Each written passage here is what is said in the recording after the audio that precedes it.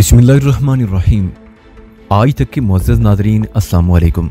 अब किस नंबर 306 मुलाहिज़ा फरमाएं। क्या मतलब? मैं उसकी बात सुनकर चौंका। क्या कुछ और लोग भी वहाँ मौजूद हैं? उसने मुस्कुराकर इस बात में सर हिला दिया। मुझ से कुछ कहना जरूरी ना समझा। मैंने पूछा, वहाँ और कौन कौन है? नीचे चलकर खुद ही देख लो यार, वो बेतकल्फी से बोला। अब क्या मैं सारी स्टोरियां तुम्हें यहीं सुना दूं? कुछ बातें लोकेशन और सेट के लिए भी रहने दो। मैं समझ गया वो मुझे किसी किस्म का सरप्राइज देना चाहता था, इसलिए खुलकर बात नहीं कर रहा था। मैंने भी उसे कुरीदना मुनासिब ना समझा और उसकी मुय्यत में जीना उतरते हुए पूछा, क्या आप लोगों ने भी अभी नाश्ता नहीं किया? यार वैदान, तुम भी बाज़ औक़ात अजीब सवाल करते हो, पाशा ने मजाक के रंग में कहा। मैं मेजबान हूँ, मेहमान से पहले कैसे खा सकते हैं? मैंने उसके मजाक को मजाक ही समझा और ज़री मंजिल पर चलाया। डाइनिंग रूम में तवीलो अरीज बेद पर इनवा हुई एक शाम की नेमतें मौजूद थी। थोड़ी देर बाद पाशा की बीवी नाइला भी वहां पहुंच गई। मुझ पर नजर पड़ते ही रात वाले वाक़े पर उसने बेरा शुक्रिया अदा किया। मैंने कहा, भाभी आपकी शोहर नामदार पहले ही मुझे इस कदर शर्मिंदा कर चुके हैं कि अब मजीद शुक्रिया की गुंजाइश बाकी नहीं। आपको कोई गुंजाइश निकालना होगी। वो कतियत से बोली, मैं आपका शुक्रिया अदा किए बगैर नहीं रह सकती। आप ये शुक्रिया अपने दिल से कबूल कर लें। दिल में गुंजाइश हो तो दुनिया जहाँ की चीजें उसमें समा सकती हैं। मेरा ये छोटा सा शुक्रिया क्या मानी रखता है? आपने मुझे लाजवाब कर दिया भाभी, मैंने तय दिल से कहा। मेरे दिल में बेपनाह वुसअत है। मैं आपके लाखों करोड़ों शुक्रिया वसूल करने को तैयार हूँ। फरीद पाशा ने कहा, ऐसी बातें करने में नाइला का जवाब नहीं, ये बड़ी हाजिर जवाब है। मेरी नजर में ये खुद भी लाजवाब है। मैंने नाइला के चेहरे को देखते हुए कहा। उसके चेहरे पर हया की सुर्खी दौड़ गई। पता नहीं मेरी तारीफ ने किस तौर उस पर असर किया था। मैंने फरीद पाशा की तरफ रुख फेरते हुए मौजू बदल दिया। आप तो कह रहे थे डाइनिंग टेबल पर कुछ और लोग भी मेरे मुंतजिर हैं। मैंने इस्तफसारिया अंदाज में कहा, मगर यहाँ तो कोई नजर नहीं आता। अभी नजर आ जाएगा। तुम जरा फरीद पाशा की बात पूरी भी नहीं हुई थी कि घरेलू मुलाजमा अल्लाह रखी दो जानी पहचानी खसियों को लेकर डाइनिंग रूम में दाखिल हुई। वो सद्दफ और नादिया थी। मैं उन्हें वहाँ देखकर चौंका जरूर, मगर मुझे इस पर ज्यादा हैरत न हुई। सद्दफ ऐसी मुंहजोर लड़की थी कि वो कहीं भी पहुंच सकती थी। अल्लाह रखी ने वहाँ छोड़कर वापस चली गई। हमारे दरमियान हेलो आई का तबादला हुआ और वो दोनों कुर्सियां खींच कर बैठ गई। फरीद पाशा ने मुझे मुखातिब करते हुए कहा, वैदान, ये तुम्हारी दोस्त सुबह से 3 मरतबा फोन कर चुकी है। उसका इशारा सद्दफ की तरफ था। मैंने हर बारी से यही बताया तुम सो रहे हो, और ये वाकया भी है। फिर थोड़ी देर पहले ये अपनी कजन के साथ खुद यहाँ चली आई। मैंने इन्हें ड्राइंग रूम में बिठाकर इंतजार करने को कहा, क्योंकि तुम उस वक्त वॉशरूम में थे। और अब उसने जरा तवक्कुफ करके उनकी तरफ देखा और बोला, तुम्हारा इंतजार करने वालियाँ तुम्हारे सामने हैं, लिहाजा हमें नाश्ता नुमा लंच या लंच नुमा नाश्ता शुरू करने में किसी ताखीर से काम नहीं लेना चाहिए। अंकल, हम भरपूर नाश्ता करके आए हैं, सद्दफ ने फरीद पाशा की तरफ देखते हुए कहा, इसलिए आपके साथ सिर्फ चाय चलेगी। मैं इस वक्त बड़ी तेजी से सोच रहा था, फरीद पाशा ने थोड़ी देर पहले मुझे वैदान के नाम से मुखातिब किया था। गोया सद्दफ के यकीन को मजीद पुख्तगी हासिल हो गई थी। फिर पाशा ने सद्दफ को मेरी दोस्त कहा था। ये पट्टी यकीनन सद्दफ ही ने पाशा को पढ़ाई होगी। पता नहीं इसी दौरान में उस क़यामत लड़की ने क्या क्या हशर बर्पा किए होंगे। मुझे सोच में डूबा देकर पाशा ने कहा, वैदान, तुम कहाँ गुम हो गए? खाना शुरू करो। क्या लंच को डिनर के साथ मिलाने का प्रोग्राम है? आधे घंटे बाद हम खाने से फारिग हुए तो चाय का दौर चला। इस दौर के लिए हमें नाइला के मशवरे पर अमल करना पड़ा। उसकी ख्वाहिश थी हम सब ड्राइंग रूम में बैठकर चाय पिए। इस तरह वो ये चाहती होगी कि मैं आने वालियों से ज्यादा खुलकर बात कर सकूं। उसका सबूत उसने इस तरह दिया कि खुद किसी काम के बहाने गायब हो गई। चाय की प्याली खाली करते ही पाशा उठ गया। उसने मुझसे कहा, वैदान, तुम लोग गपशप लगाओ, मैं थोड़ी देर में आता हूँ, मुझे चंद जरूरी फोन करना है। मैंने वाज़ेह तौर पर महसूस किया वो हमें बातचीत का मौका देने के लिए वहां से जाना चाहता था। उसके जाते ही सद्दफ मेरी तरफ मुतवज्जो हो गई। वैदान, गुज़िश्ता रात इस कोठी में इतना बड़ा वाकया पेश आ गया और तुमने मुझे बताया तक नहीं, जबकि इस वाकये के किरदारों में सिकंदर भी शामिल था। मेरे सीने से एक बूझल सांस खारिज हुई तो तुम्हें सब पता चल गया। मुझे फरीद अंकल ने इस अफसोसनाक वाकये के बारे में मुख्तसरन बताया है। इन्होंने तुम्हें और क्या क्या बताया है? मेरे अंदाज में बेजारी थी। वो चुटकी लेते हुए बोली, मैंने जो पूछा इन्होंने बता दिया। ये खासी खतरनाक सूरत हाल थी। सद्दफ से मजीद गुफ्तगू करने से पहले पाशा को टच करना जरूरी था। मैंने सद्दफ को अपनी सोच से आगाह नहीं होने दिया और उसे बातों में लगाते हुए वहां से उठने का बहाना सोचने लगा। हाँ सद्दफ, ये इत्तफाक ही है। मैंने कहा, सिकंदर फरीद पाशा का दुश्मन निकल आया। सिकंदर के चाचा राना अजमत से पाशा का कोई तनाज़ा चल रहा है। नाइला के नाकाम अगवा उसी जंजीर की एक कड़ी थी। फिर मैंने अपने चेहरे के तासरात से ये जाहिर किया जैसे अचानक मुझे कोई नहायत ही अहम बात याद आ गई हो। मैंने बड़ी सूरत से उठते हुए कहा, एक्सक्यूज मी, मैं अभी आया। फिर इससे पहले कि उन दोनों में से कोई मुझसे सवाल करता मैं कहाँ जा रहा हूँ, मैं ड्राइंग रूम से निकल आया। चंद लम्हात बाद मैं फरीद पाशा के सामने बैठा था। उसने हैरत से मुझे देखा और पूछा, क्या हुआ वैदान, तुम कुछ परेशान दिखाई दे रहे हो? हाँ, कुछ बात ही ऐसी है, मैंने मुबम अंदाज में कहा। आपने सद्दफ को मेरे बारे में क्या बता दिया है? हमारे दरमियान ज्यादा बातचीत नहीं हुई। वो मेरी कैफियत को भांपते हुए बोला, कल तुमने यहाँ आने से पहले फोन पर मुझे बताया था कि अपने खैर ख्वाह डीएसपी औरंगजेब खान की कोठी पर हो और डिनर के बाद आओगे। फिर रात वाले वाक़े के बाद तुम्हारी ज़बानी मुझे पता चला कि कल जब तुम सद्दफ और नादिया के साथ माल रोड के एक रेस्टोरेंट में बैठे थे तो सिकंदर से तुम्हारी खूब मारा मारी हुई थी। मैं तो यही समझा कि सद्दफ वगैरह तुम्हारे दोस्तों में शुमार होते हैं। वो एक लम्हे को सांस लेने की खातिर रुका, फिर बात जारी रखते हुए बोला, तुम्हारी नींद के दौरान में जब 2-3 मरतबा तुम्हारे लिए सद्दफ का फोन आया और उसने अपने तारुफ के ज़ैल में बताया कि वो तुम्हारी दोस्त है, तो मैंने उसे तुम्हारी दोस्त ही समझा और उसी हवाले से उसकी यहाँ आमद पर मैंने उन्हें ट्रीट किया। ये तो उनसे बातचीत के बाद मुझे मालूम हुआ कि नादिया सद्दफ की कजन और डीएसपी की बेटी है। हमारे दरमियान अब तक नॉर्मल अंदाज में गुफ्तगू हुई है। मैं समझ नहीं सका तुम पूछना क्या चाहते हो, क्या कोई गड़बड़ होगी? अभी तक तो कोई गड़बड़ नहीं हुई पाशा साहब, मैंने तामिल करते हुए कहा, लेकिन कोई भी बड़ी गड़बड़ हो सकती है। आप ये बताएं, नॉर्मल अंदाज में आप लोगों के दरमियान किस किस्म की बातें हुई हैं? खासतौर पर सद्दफ ने आपसे और आपने सद्दफ से क्या कहा है? सच्ची बात तो यह है कि मुझसे सद्दफ ही ने गुफ्तगू की है, वो ठहरी हुई आवाज में बोला। नादिया ने तो जैसे अपने होंठों पर खामोशी सजा रखी है, उसकी हैसियत मुझे शामिल बाबा से ज्यादा महसूस नहीं हुई। एक लम्हे का तवक्कुफ करने के बाद वो दोबारा गोया हुआ। सद्दफ से भी कोई खास बात नहीं हुई। उसने फिल्म इंडस्ट्री और गांव का माहौल देखने की ख्वाहिश जाहिर की। वो फिल्म की शूटिंग और देहात के फितरी माहौल को देखने की शायक है और मुझसे फरमाइश की है कि मैं इस सिलसिले में उससे ताउन करूं। फिर आपने क्या कहा? मैंने सवालिया नजर से पाशा को देखा। वो तजब्जुब में बोला, मैं क्या कहता वैदान, जाहिर है फिल्म इंडस्ट्री और गांव देहात की सैर मेरी रसाई में है, मैं तुम्हारी दोस्त को कैसे इनकार कर सकता था? मैंने सद्दफ से वादा किया है उसकी ख्वाहिश पूरी करने की जरूर कोशिश करूंगा। क्या मैंने कुछ गलत कह दिया है? मैंने उसके सवाल को नजरअंदाज करते हुए कहा, आपने उसे ये तो नहीं बताया कि मैं कल रखा वाली रवाना होने वाला हूँ? मेरा मतलब है मैं आपके गांव सैयदपुर जाने वाला हूँ। नहीं, हमारे दरमियान ऐसी कोई बात नहीं हुई। वो कतियत से बोला। फिर पूछा, वैदान, मैं अभी तक तुम्हारी और सद्दफ की दोस्ती को किसी खाने में फिट नहीं कर पाया हूँ। तुम्हारी हालिया पूछताछ से अंदाजा होता है तुम सद्दफ पर ज्यादा भरोसा नहीं करते। पाशा साहब, सच्ची बात तो ये है कि मैं खुद अभी तक सद्दफ के बारे में खत्मी राय कायम नहीं कर सका हूँ। मैंने साफ गोई का मुजाहरा करते हुए कहा, इसकी हैसियत मेरे एक दोस्त की सी है, लेकिन मैं अपने निजी मामलात इससे शेयर नहीं कर सकता। हमारी मुलाकात को चंद रोज से ज्यादा अरसा नहीं हुआ। मैं नहीं चाहता इसे साहिल या रखा वाली के मामलात की भनक भी पड़े। तुम इस सिलसिले में बेफिक्र हो जाओ वैदान, पाशा ने तसल्ली अमेज लहजे में कहा। तुम इन दोनों से निमट कर फारिग हो जाओ, फिर तुमसे कुछ जरूरी बातें करना है। मैंने जरूरी बातों के जिक्र पर चौंक कर फरीद पाशा को देखा। वो मेरी सवालिया नजर का मतलब समझते हुए बोला, इन बातों का ताल्लुक सिक्योरिटी गार्ड खादम हुसैन और चौधरी नवाज़ अली से है। सिक्योरिटी गार्ड और चौधरी में क्या ताल्लुक हो सकता है? उनका आपस में कोई ताल्लुक नहीं। वो वजाहत करते हुए बोला, मेरे पास तुम्हारे लिए इन दोनों से मुतल्लक कुछ अहम इतलात हैं। मैं फरीद पाशा के पास से दोबारा ड्राइंग रूम में आने लगा तो एक ख्याल के तहत मैंने पाशा से कहा, अगर कल मेरा यहाँ से रवाना होना यकीनी हो जाता है तो मेरे जाने के बाद सद्दफ आपके कान और दिमाग खाएगी, लेकिन आप किसी भी सूरत इसे मेरे प्रोग्राम और अज़ाइम के बारे में नहीं बताएंगे। अलबत्ता अगर मुमकिन हो तो इसे एक आध फिल्म की शूटिंग जरूर दिखाने ले जाएं। मैंने कहा ना, तुम इन मामलात को मुझ पर छोड़ दो। मैं सद्दफ से होने वाली गुफ्तगू से उसके मंसूबे जात को अच्छी तरह समझ गया हूँ। शहर में एक कामयाब फिल्म प्रोड्यूसर हूँ। आला क्वालिटी के अदाकारों से दिन रात मेरा वास्ता रहता है।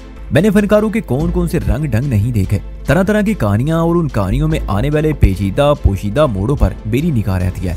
मैं एक चावल को देकर देख का हाल बता सकता हूँ। तुम्हारी कहानी के तमाम गोशे भी मुझ पर आश्कार हो चुके हैं। बात खत्म करते उसने मानीखेज अंदाज में मुझे देखा। उसके देखने में बड़ी खतरनाकी पहना थी। मुझे यूं महसूस हुआ जैसे वो अपनी नजर से मेरे दिलो दिमाग की स्कैनिंग कर रहा हो। मैंने मोहतात अंदाज में दरियाफ्त किया, मसलन कौन से गोशे? घबरा गए? वो मेरी हालत के पेश नजर एक नीचा कहका लगाते हुए बोला, यार तुम्हारा मामला तो खुली किताब के मानिद है। ये एक हीरो और दो हीरोइन की कहानी है। हीरो एक हीरोइन की तलाश में दुनिया जहां की खाक छानता फिर रहा है, जबकि दूसरी हीरोइन उसकी तवज्जो हासिल करने और उसके दिल तक रसाई पाने के लिए उसका साया बनने की कोशिश में है। हीरो जिसे चाहता है वो उससे दूर है और जो हीरो को चाहती है हीरो उससे दूर भागता है। क्या मैं गलत कह रहा हूँ? उसके सवाल में बड़ी शिद्दत थी। मैं मुकम्मल तौर पर इनकार ना कर सका, इसलिए सिर्फ इतना कहा, पाशा साहब आपका ख्याल बड़ी हद तक दुरुस्त है, मगर मैं किसी फिल्मी सिचुएशन में नहीं पढ़ना चाहता। मेरे पास इतनी फुर्सत नहीं। मगर लगता है सद्दफ के पास बहुत फुर्सत है। ये उसका पागलपन है, मैंने जोर देकर कहा। वो एक बेवकूफ और सर फेरी लड़की है। पता नहीं क्यों मैं सद्दफ के लिए इस वक्त खासे सख्त अल्फाज इस्तेमाल कर बैठा था। मैंने पाशा को बताया सद्दफ मेडिकल के फाइनल ईयर में है। कुछ अरसे बाद इसके इम्तिहानात होने वाले हैं और इस जनूनी लड़की को इस नाजुक मौके पर मुहिम जोई की सूझी हुई है। पाशा ज़ेरे लब मुस्कुराते हुए बोला, वैदान दिल के मामलात में इंसान को बहुत दूर की सूझती है। अहम और गैर अहम के लिए उसका अपना मेयार होता है। वो अपना मकसद हासिल करने के लिए बड़े से बड़ा नुकसान भी बर्दाश्त कर सकता है। वो चलने में खामोश रहने के बाद तंबी अंदाज में बोला, नोट कर लो वैदान, आगे चलकर ये लड़की तुम्हारी जिंदगी में बहुत अहम किरदार अदा करेगी। क्या आपने उसका जायचा खींचा है या उसके सितारों की चालें नाप कर बता रहे हैं? मैंने नीम मजाकिया अंदाज में कहा। वो बड़े पुरमानी अंदाज में नफी में गर्दन हिलाते हुए बोला, वैदान मैं कोई नजूमी या दस्त शनास नहीं, बल्कि मैं तो सिर्फ मर्दम शनास हूँ, और ये बात मैं अपने तजर्बे और सद्दफ के तेवर देखने के बाद कह रहा हूँ। अगर मुझे मौका मिला तो मैं इस कहानी पर एक सुपरहिट फिल्म जरूर बनाऊंगा। आप तो हर बात में फिल्म को लेकर आ जाते हैं, मैंने उकताहट अमेज लहजे में कहा। वो बोला, यार मैं फिल्म वाला हूँ, मेरे दिन रात स्टूडियो में गुजरते हैं, मैं अपने प्रोफेशन से बाहर कैसे आ सकता हूँ? ये तो मेरा ओढ़ना बिछोना है। थोड़ी देर रुक कर वो बड़े फलसफियाना अंदाज में बोला, तुम देख लेना वैतान, मेरा तजरिबा और मुशाहिदा सच होकर रहेगा। मैं फरीद पाशा के पास उठकर सद्दफ और नादिया के पास आ गया। सद्दफ जट से बोली, तुम अच्छे शरीफ आदमी हो, हम यहाँ तुम्हारे इंतजार में सूख रहे हैं और तुम्हारी कुछ खबर नहीं। तुम तो मैं अभी आया कहकर गए और पूरे 20 मिनट बाद लौटे हो। क्या कोठी से बाहर कहीं चले गए थे? ऐसा ही समझ लो, मैंने जान छुड़ाने की गर्ज से कहा। खैर तुम बताओ कैसे आना हुआ? क्या तुमसे मिलने के लिए किसी वजह का होना जरूरी है? वो मेरी आंखों में देखते हुए बोली। नादिया ने कहा, वैतान ये सुबह ही से इधर आने की जिद कर रही थी। मेरे मशवरे पर इसने पहले तुम्हें फोन करने की कोशिश की। जब 2-3 मरतबा की कोशिश के बाद तुमसे राब्ता ना हो सका तो हम यहाँ चले आए। अब तुम खुद ही इससे पूछ लो कि तुमसे क्या चाहती है। नादिया का आखिरी जुमला बड़ा खतरनाक था। मैं सद्दत से ये पूछने की गलती हरगिज नहीं कर सकता था कि वो मुझसे क्या चाहती है। उसने पहली मुलाकात से लेकर अब तक मुझे कदम कदम पर गड़बड़ाया था और फरीद पाशा की पेशीन गोई ने तो मेरे कान यक बयक खड़े कर दिए थे। मैंने नादिया की तरफ देखते हुए आम से लहजे में कहा, ये अपनी जबान ही से बता दे तो अच्छा है। मैंने अगर कुछ कहा तो फिर वजी और वैदान का झगड़ा शुरू हो जाएगा। वो झगड़ा तो निमट गया वैदान। सद्दफ ने बड़े फख्र से कहा, तुम्हारे वैदान होने में किसी शक्को शुबे की गुंजाइश बाकी नहीं रही। वही वैदान जो पिंक सिटी वाकई जयपुर इंडिया में पंडितों की ईंट से ईंट बजाता रहा। फिर क्या मसला है? मैंने जल्दी से कहा। वजी और वैदान पर तुम्हारा शुबा मुकम्मल हो गया, अब मेरे पास क्या लेने आई हो? वो जवाब देने की बजाय बड़ी लगावट से मुझे देख रही थी। उसके अंदाज ने मुझे एक बेनाम सी झुंझलाहट में मुब्तला कर दिया।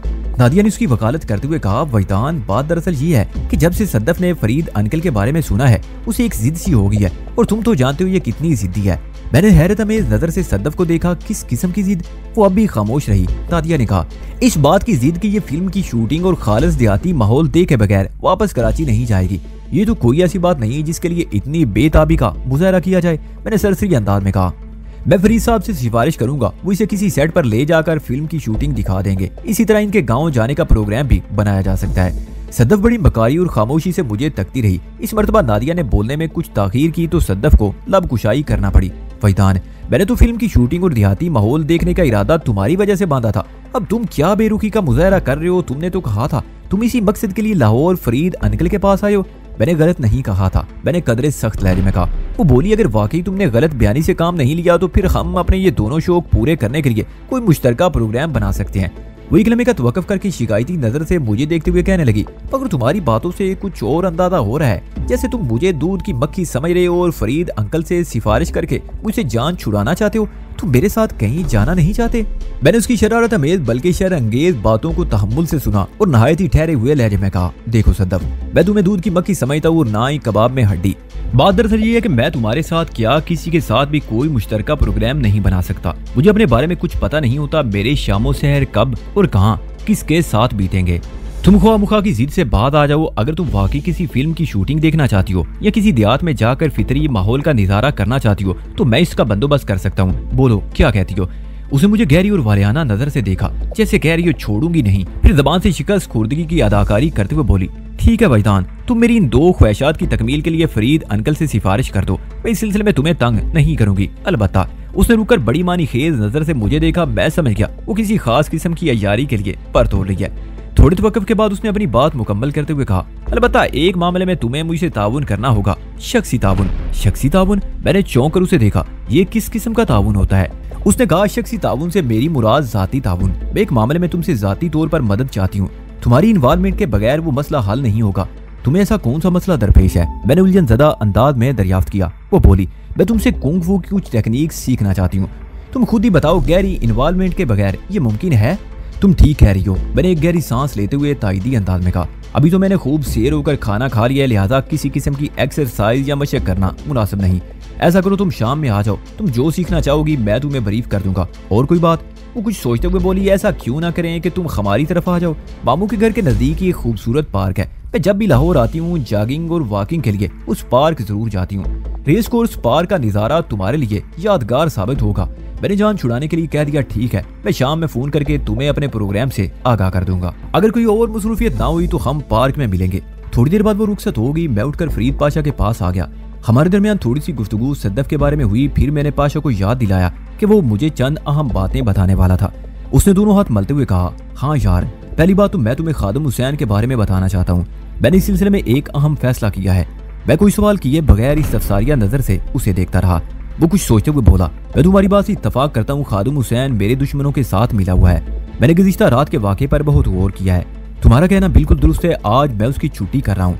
मैंने खादिम हुसैन की जगह एक दूसरे सिक्योरिटी गार्ड का इंतजाम किया है। क्या खादिम हुसैन को यूं ही सूखा सूखा जाने देंगे? क्या मतलब वैदान? मैंने कहा, ये तो कोई बात ना हुई पाशा साहब। एक शख्स की गद्दारी और नमक हरामी के सबब आप बहुत बड़ा नुकसान उठाने वाले थे। अगर मैं बर वक्त मुदाखलत ना करता तो वो कुछ हो जाता जिसके लिए आप किसी दूसरे को तो क्या शायद खुद को भी कभी माफ ना करते। उस नाकाम वारदात की राह हमवार करने वाले को माफ नहीं किया जा सकता। मेरे ख्याल में खादिम हुसैन को उसके किए की सजा जरूर मिलना चाहिए, मगर इकरार जुर्म के बाद। वो चंद में कुछ सोचता रहा, फिर मशवरा तलब अंदाज में बोला, इस सिलसिले में मुझे क्या करना चाहिए? ये सिलसिला आप मुझ पर छोड़ दें। मैंने कहा, मैं चुटकी बजाने में उसकी जबान खुलवा लूंगा। आप ये बताएं, इस कोठी में कोई तय खाना वगैरह भी है? कोई ऐसी जगह जहाँ पैदा होने वाला शोर शराबा एक महदूद और मखसूस जगह से बाहर ना आ सके? उसने उलझनज़दा नजर से मुझे देखा और बोला, वैदान, तुम क्या करने का इरादा रखते हो? आप फिक्रमंद ना हो पाशा साहब। मैंने तसल्ली अमेज लहजे में कहा, सब ठीक हो जाएगा। आप सिर्फ ये बताएं, आप मुझे मेरा मतलूबा मुकाम मुहैया कर सकते हैं? हाँ, ऐसी जगह का बंदोबस्त हो जाएगा। वो हिचकिचाहट अमेज अंदाज में बोला, मगर मैंने उसका जुमला मुकम्मल होने से पहले ही कह दिया, पाशा साहब, इस सिलसिले में आप अपने ज़हन को ना उलझाएं। इंशाअल्लाह आज की रात खादिम हुसैन का भेद आप पर अयां हो जाएगा। वो मुतज़ब्ज़ब नजर से मुझे देख कर रह गया। मैंने पूछा, रात आपने मुझे बताया कि आप अपने छोटे भाई नवीद पाशा से फोन पर बात करेंगे। अफरा तफरी में मैं तो इस बारे में आपसे पूछना ही भूल गया। जब तक मुझे रखा वाली की खैर खबर नहीं मिल जाती, मैं आइंदा का लाए अमल नहीं बना सकता। कल सैयदपुर रवानगी भी उसी से मशरूत है। यार, असल तो मैं तुम्हें नवीद ही के बारे में बताना चाहता था। फरीद पाशा ने अपने मखसूस लहजे में कहा। खादिम हुसैन का जिक्र ज़मनन आ गया। मैंने रातों में शब्बा खैर कहने के बाद सैयदपुर फोन किया था। नवीद से मेरी तफसीली बात हुई थी। मैंने उसे सब कुछ समझा दिया है। आज 2 बजे के बाद वो मुझे फोन करके ताज़ा तरीन इतलात फराम करेगा। उसके बाद हम कोई अमली कदम उठाने के बारे में शेड्यूल बनाएंगे। मैंने अपनी रेस्ट वॉच पर निगाह डालते हुए कहा, 2:15 बज रहे हैं। नवीद ने 2 और 3 के दरमियान फोन करने को कहा था। फरीद पाशा की बात खत्म हुई थी कि टेलीफोन की घंटी बज उठी। तीसरी घंटी पर पाशा ने रिसीवर उठा लिया। हेलो के जवाब में तबादले के बाद थोड़ी सी रस्मी अलैक सलैक हुई। फिर पाशा ने माउथ पीस पर हाथ रखते हुए मुझे बताया, नवीद का फोन है। उसके बाद दूसरी जानिब गुफ्तगू में मसरूफ हो गया। मैं पाशा के सामने बैठा उसके चेहरे के उतार चढ़ाव का जायजा लेता रहा। उसके साथ ही एक तरफा गुफ्तगू भी मेरी समात तक पहुंचती रही। चंद लम्हात के बाद पाशा ने एक मरतबा फिर माउथ पीस को हाथ से ढांपा और मुझसे इस्तफसार किया, वैदान, कल दोपहर को रखा वाली चौधरी नवाज़ अली की हवेली में एक गैर मुल्की लड़की को पहुंचाया गया है। चौधरी का बेटा फैसल भी उसके साथ ही पहुंचा है। नवीद की इतलात के मुताबिक उस लड़की का ताल्लुक चाइना या थाईलैंड से हो सकता है, मगर तुम तो कह रहे थे तुम्हारी साथी का नाम साहिल है। क्या साहिल को? मैंने उसका जुमला मुकम्मल होने से पहले इज़्तिरारी अंदाज में कहा, हाँ वही लड़की मेरी साहिल है। पाशा ने पूछा, क्या साहिल का ताल्लुक पाकिस्तान से नहीं है? उसका ताल्लुक दरहकीकत नेपाल के एक गाँव से है। मैंने बताया, मुझसे वाबस्ता होने से कबल उसका नाम धन्नो था। मैंने उसका नाम तब्दील करके धन्नो से साहिल कर दिया है। वो अपने नक्शो निगार से थाई या चीनी लगती है। साहिल के सुराग ने मुझे यकदम बेकल कर दिया। इस बात का मुझे यकीन था, साहिल को चौधरी नवाज़ अली की हवेली में पहुंचाया जाएगा। अब नवीद की फराम करदा इतलात के बाद मैं ऐनुल यकीन के दर्जे को पहुंच गया। मेरा बस चलता तो मैं पहली फुर्सत में उड़कर साहिल तक पहुंच जाता। मुझसे तस्दीक के बाद पाशा अपने छोटे भाई से टेलीफोनिक बातचीत में मसरूफ हो गया था। लगभग 5 मिनट की मजीद गुफ्तगू शनीद के बाद उसने फोन बंद कर दिया। मैंने सवालिया नजरों से उसे देखा तो उसने कहा, वैदान, नवीद आज रात किसी वक्त यहाँ पहुंच रहा है। कल सुबह तुम उसके साथ सैयदपुर रवाना हो जाना। आज रात हम तीनों मिलकर भरपूर मीटिंग करेंगे। अगर मेरी जरूरत हुई तो मैं भी तुम्हारे साथ चलूंगा। मैंने कहा, साहिल चौधरी की हवेली में पहुंच गई है, ये खुशाइंदा बात है। इस तस्दीक के बाद मेरी मंजिल का तयन हो गया है। मेरा ख्याल है आपको हमारे साथ जाने की जरूरत पेश नहीं आएगी। वैसे भी आपकी यहाँ मौजूदगी ज्यादा जरूरी है। नाइला भाभी ज़हनी तौर पर मुंतशिर हो गई है। गुज़िश्ता रात वाले वाक़े ने उसे अच्छा खासा मुतासर किया है। अगरचे वो खुद को बहुत संभाला हुआ जाहिर करने की कोशिश कर रही है, लेकिन मैं समझता हूँ वो कोई मामूली वाक़या नहीं था। पूरी तरह संभलने में भाभी को कुछ वक्त लगेगा। हाँ वैदान, मैं तुम्हारी बात से इत्तफाक करता हूँ। वो इस बात में सर हिलाते हुए बोला, वैसे अगर मुझे तुम्हारे साथ सैयदपुर जाना पड़ा तो मैं नाइला को भी अपने हमरा लेकर जाऊंगा। उसे किसी भी कीमत पर यहाँ अकेला नहीं छोड़ा जा सकता। फिर हमारे दरमियान मौजूदा सूरत पर बातचीत होने लगी। इस गुफ्तगू के दौरान में पाशा ने मुझसे पूछा, वैदान, तुम चौधरी नवाज़ अली के बेटे फैसल के बारे में कितना ज्यादा जानते हो? कुछ ज्यादा नहीं, मैंने जवाब दिया। पिछले दिनों कराची में उसका जिक्र सुनने में आया था। वो चौधरी के खास कारिंदे मियां जाहिद हुसैन से मिलने वहां गया था। फैसल के बारे में मुझे सबसे पहले डिफेंस सोसाइटी के बंगले B38 में पता चला था। गरीबी जरों वाले याकूब उर्फ कूबा की मुरम्मत के दौरान में उसने इंकशाफ किया था कि उन दिनों रखा वाली से चौधरी नवाज़ का बेटा फैसल कराची आया हुआ है। अज़ां जब साहिल और मुमताज को बहादुर आबाद चुरंगी से अगवा किया गया तो मुझे खबर मिली। अगवा के बाद अगवा शुदगान को नीपा चुरंगी के नजदीक एक बंगले में पहुंचाया जाएगा। मैंने जब उस बंगले का हदूदे अरबा नापने की कोशिश की तो इंकशाफ हुआ वो लोग कश्मीर रोड वाले एक बंगले में मुंतकिल हो गए थे। वहीं से मुझे ये भी मालूम हुआ फैसल और उसके हवारियों ने गुलशन वाले बंगले में रात गुजारी थी। इससे ज्यादा मैं फैसल के बारे में और कुछ नहीं जानता था। मियां जाहिद हुसैन को जानूम रसीद करते वक्त मैं ना पूछ सका कि साहिल को किन लोगों के हमरा कराची से रखा वाली रवाना किया गया था। मेरा अपना क्यास था ये मिशन फैसल की निगरानी में अंजाम दिया गया होगा और अब नवीद के फोन ने मेरी इस क्यास की तस्दीक कर दी। फैसल का साहिल के साथ रखा वाली पहुंचना ही जाहिर करता है साहिल को मुझसे जुदा करने की तमाम तर जिम्मेदारी फैसल पर आई थी। मुझे ख्यालों में गुम देखकर फरीद पाशा ने कहा, इसका मतलब है तुम फैसल के बारे में वो कुछ नहीं जानते जिस तरफ मेरा इशारा है। आपका इशारा किस तरफ है पाशा साहब? मैंने चौंक कर उसे देखा। तुम्हारे इस सवाल का जवाब मैं जरूर दूंगा, लेकिन उससे पहले तुम्हें मुझसे एक वादा करना होगा। फरीद पाशा ने मानी खेज नजर से मुझे देखा। कैसा वादा? मेरे लहजे में उलझन थी। इससे पहले कि वो मेरे सवाल का जवाब देता नाइला ने वहां आकर कहा, अगर आप लोग पसंद करें तो चाय का एक और दौर चलाया जाए। मैंने कहा, अभी थोड़ी देर पहले ही तो चाय पी है, फिलहाल इसकी तलब नहीं। यार तुम भी कमाल करते हो, पाशा ने अपने मखसूस अंदाज में यार कहा। चाय तो हमने आधा घंटा पहले पी थी, क्या वो अब तक पेट में रखी होगी? पानी और दीगर मशरूबात 10-15 मिनट बाद मेदे से रुखसत हो जाते हैं, इसलिए चाय का दौर चलाने में कोई हर्ज नहीं। मैंने ज्यादा जिद नहीं की और जब नाइला ज़ेरे लब मुस्कुराते हुए वहां से चली गई तो मैंने अपनी तमाम तर तवज्जो पाशा की तरफ मबजूल कर दी। वो मेरी निगाह में पोशीदा सवाल को समझते हुए बोला, देखो बैतान, हमारे दरमियान कायम होने वाली रफाकत को लगभग 17 घंटे गुजर गए हैं, लेकिन मैं महसूस कर रहा हूँ तुम अभी तक तकल्लुफ से काम ले रहे हो। बात यह है बैतान, तुम्हारे मुंह से बार बार पाशा साहब का लफ्ज मुझे अच्छा नहीं लगता। फरीद पाशा दोस्ताना अंदाज में बोला, जब मैं तुम्हें बेतकल्फी से वैदान कहता हूँ तो तुम भी मुझे फरीद या फरीद पाशा कह सकती हो। ये साहब का दुम छल्ला लगाना क्या जरूरी है? अगर आपकी यही ख्वाहिश है तो मैं आइंदा ख्याल रखूंगा। हाँ ना यार, वो खुश दिली से बोला, हमारे दरमियान एतमाद और दोस्ती की फदा कायम हो चुकी है। अगर हम बेतकल्लुफ दोस्तों की तरह एक दूसरे को मुखातिब करें तो ज्यादा मजा आएगा। एक लम्हे का तवक्कुफ करके उसने शरारत अमेज अंदाज में इजाफा किया। इस अंदाजे से मुझे एक बड़ा फायदा भी हासिल हुआ। मैंने जब उससे हासिल होने वाले फायदे के बारे में इस्तफसार किया तो वो खुद ही बताने लगा, यार जब तुम मुझे फरीद पाशा कहकर मुखातिब करोगे तो मैं समझूंगा मैं तुम्हारी बैज का हूँ। इस बैज में आते ही मेरी उम्र कम अज कम आधी हो जाएगी। खुद को यंग मैन महसूस करना बड़ा मसरूर कुन होता है। ठीक है मिस्टर पाशा, मैंने बेतकल्फी से उसे मुखातिब किया। मैं आइंदा तुम्हें खुशी देने का कोई मौका जाया नहीं करूंगा। ये हुई ना बात, वो नारा लगाने वाले अंदाज में बोला। मैंने कहा, अब तुम वापस वहीं आ जाओ जहाँ से हमारी गुफ्तगू ने रुख मोड़ा था। तुम मुझे फैसल के बारे में कुछ बताने जा रहे थे। हाँ फैसल, वो पुरमानी अंदाज में सर हिलाते हुए बोला, शायद तुम्हें नहीं मालूम, फैसल भी तुम्हारी तरह मार्शल आर्टिस्ट है। मुझे वाकई ये बात नहीं मालूम। मैंने कहा, मेरे लिए तो ये खुशी का मुकाम है कि मेरे दरीना दुश्मन का बेटा मार्शल आर्ट से वाकिफ है। फैसल से दो हाथ करने में खूब लुत्फ आएगा। फरीद पाशा ने बताया, चौधरी नवाज़िश अली की सिर्फ 2 औलादें हैं, 16 साल साइका और 18 साल फैसल। फैसल ने यहाँ लाहौरी के एक मार्शल आर्ट क्लब से ये फन सीखा है और बैरून मुल्क भी जा चुका है। मेरी मालूमात के मुताबिक वो ब्लैक बेल्ट सेकंड डान है। वंडरफुल, मैंने अपने वजूद में सनसनी महसूस करते हुए कहा। फैसल से सामना यकीनन यादगार की हैसियत हासिल कर लेगा पाशा। तुम्हारे बयान से मैंने 2 अंदाजे लगाए हैं। नंबर 1, तुम्हारे शहर में अच्छे मार्शल आर्ट सेंटर मौजूद हैं।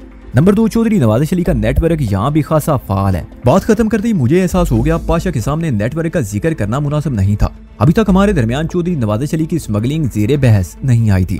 मेरी बात के जवाब में वो बड़े मानी खेज अंदाज में मुस्कुराया और बहुत ही मोहतात लहजे में सिर्फ इतना कहा, तुम्हारे दोनों अंदाजे दुरुस्त हैं।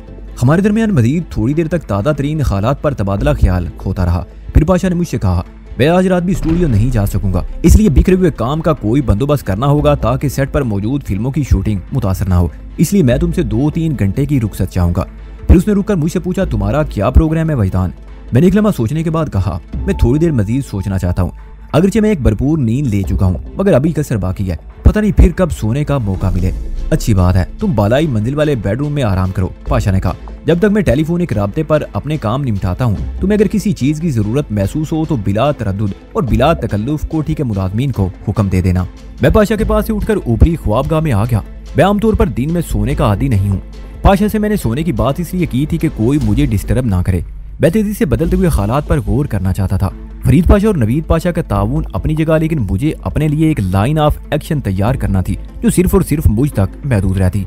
मैं अपनी नावाकफियत और अजनबी माहौल से आशनाई के झैल में पाशा बरादरान से जरूर मदद लेता, मगर साहिल को चौधरी नवाज़िश अली के चुंगल से छुड़ाना खालिसतन मेरा मिशन था।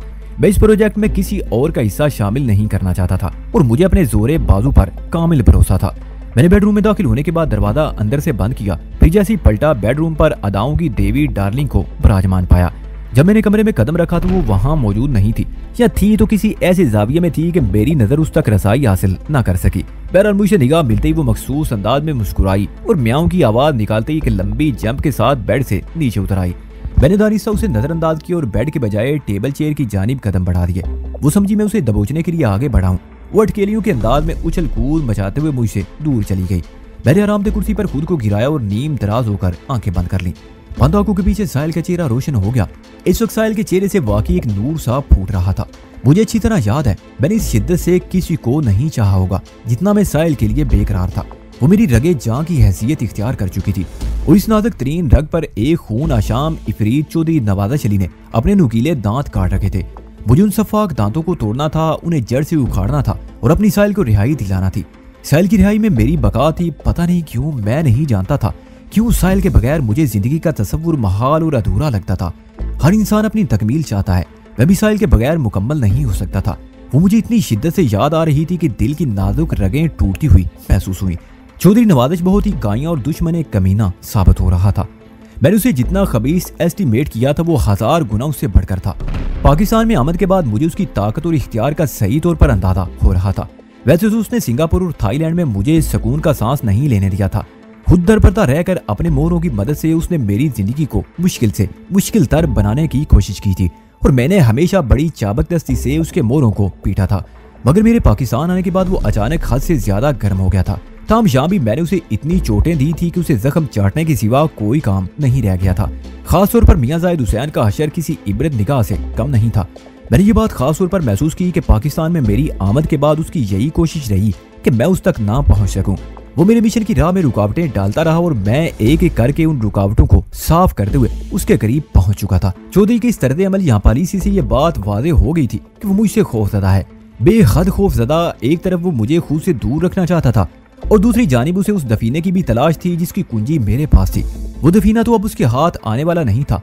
आखिरी इतलात के मुताबिक मतरूक कुएं का कीमती राज यहूदी उल नस्ल मिस्टर नील आर्मर की निगरानी में हासिल कर लिया गया था, जो बहुत जल्द शुएब गौरी तक पहुंचने वाला था और अब तक पहुंचाया जा चुका था।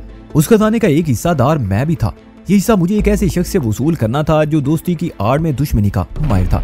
उस माहिर की महारत को मैं हर मुमकिन मखरज से खारिज करने का तहिया किए बैठा था। साहिल और चौधरी नवाज़त अली के बारे में सोचते हुए अचानक रक्श ख्याल शुएब गौरी की तरफ मुड़ गया।